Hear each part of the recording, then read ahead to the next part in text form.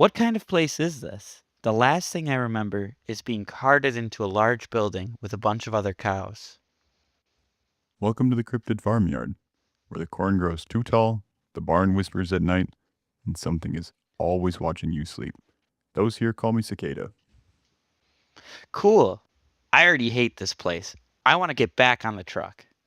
Truck's gone. Sorry. Oh, fantastic. Of course it is. Well, since you're stuck here, I'll give you one piece of advice. I recommend you use it so you don't end up like the last bovine. What do you mean the last bovine? Don't worry about it. Just stay away from the thing in the fields. Oh, come on. What does that even mean? The Thing in the Fields, written by Snake973, narrated by Cicada. When I was young, I lived on a rural farm in Oregon with my parents. I was the only child. We weren't a big farm, just a family type thing. We had 5 cows, 3 horses, a small herd of goats, 2 dogs, and 1 chicken coop.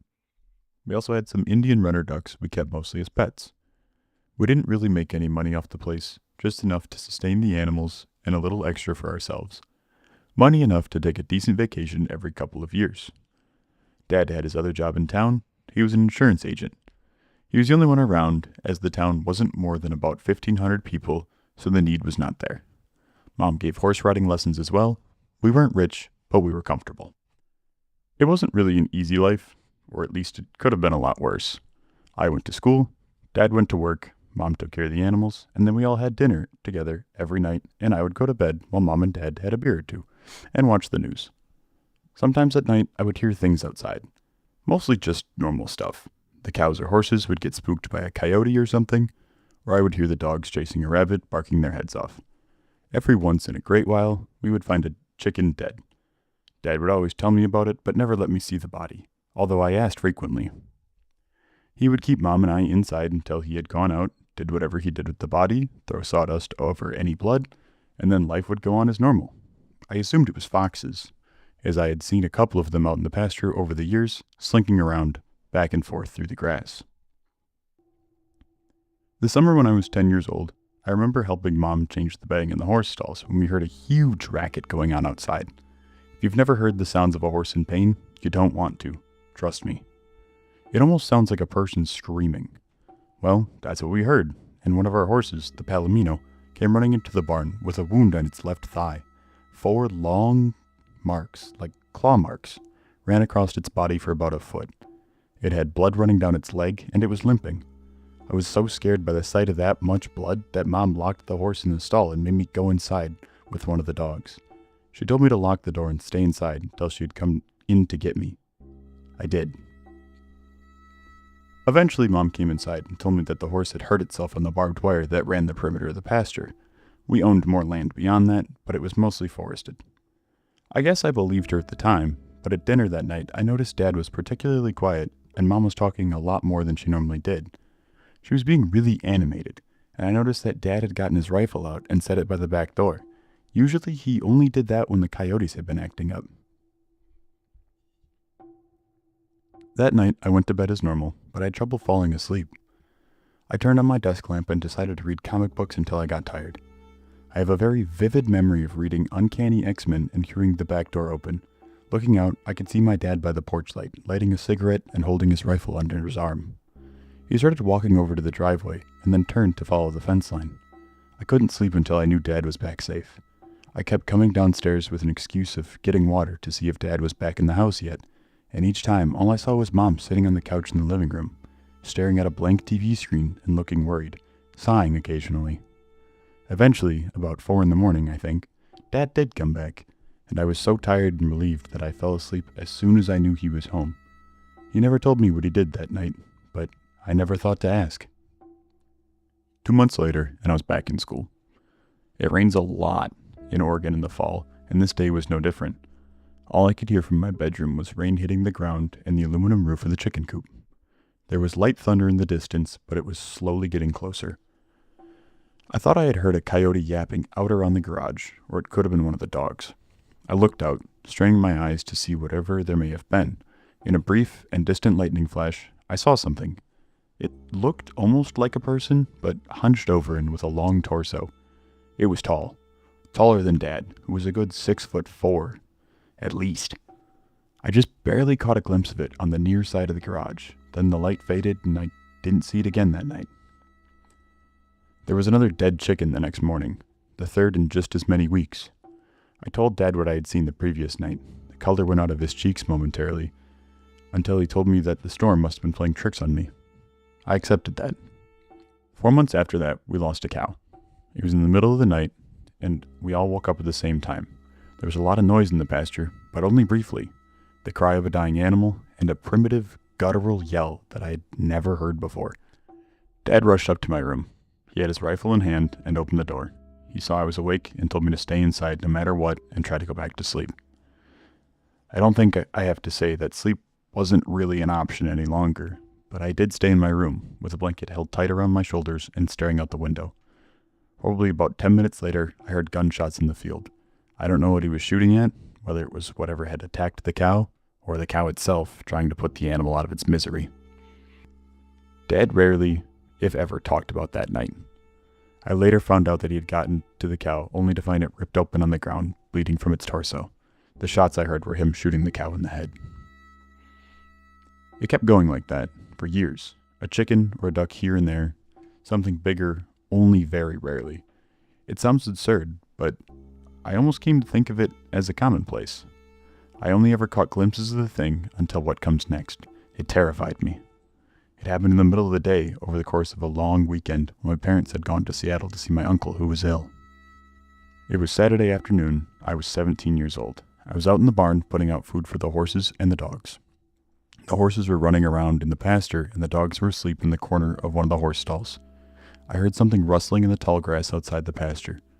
The dogs looked around for a little bit, but didn't seem to mind. I assumed it was one of the horses waiting for me to leave so that they could eat. I kept going about what I was doing, and in several minutes, I thought I heard breathing. I turned to look at, and it was standing in the door. Tall as hell, even hunched over.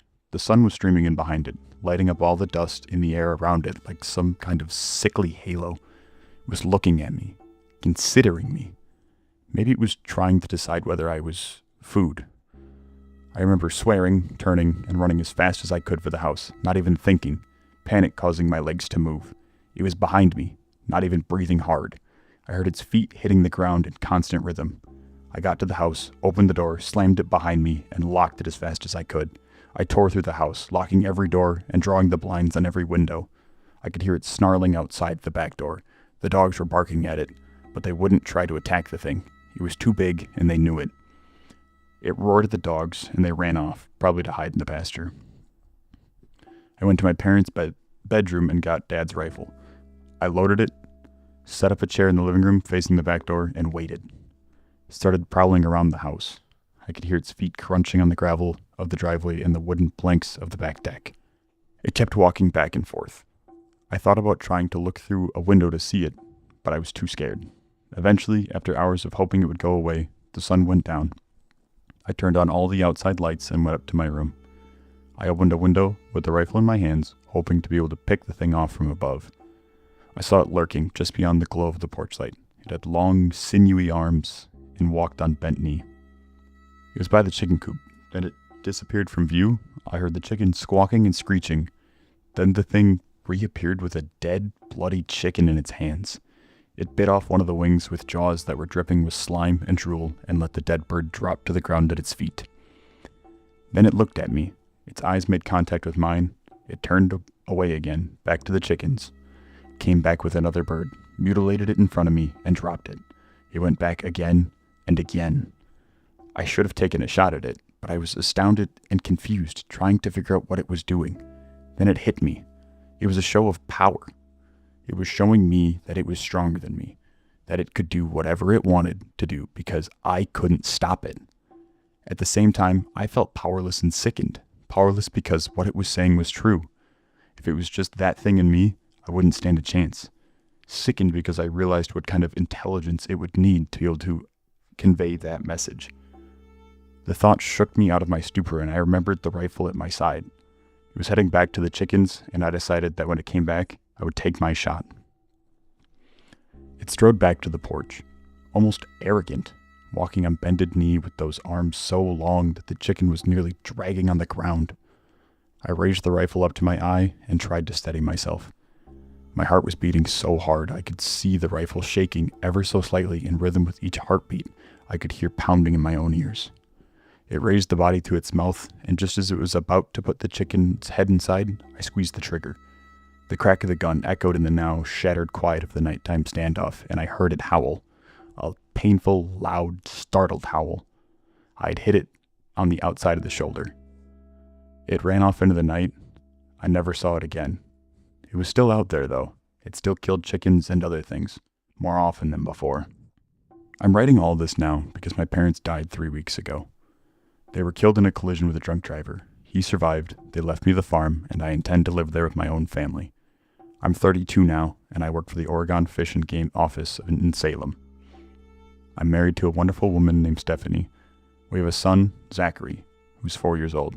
We're expecting a daughter in 4 months, and I've come to the farmhouse alone today. I told Steph that I just wanted some time alone in my parents' house to deal with some emotions. She was very understanding. I've come back to claim what is rightfully mine. I have Dad's rifle next to me on the table, and it's almost dusk. I've also brought several portable halogen lights to set up around the house and my own shotgun. I'm borrowing a handgun from Joe, a guy at the Fish and Game who I work with. When I'm done typing this account of my memories, I will print this out and leave it on the dining room table along with my wedding ring and the key to the safe deposit box where my will is kept. Everything is loaded and ready. Hopefully, I will return here to collect these things and nobody will ever know I wrote this.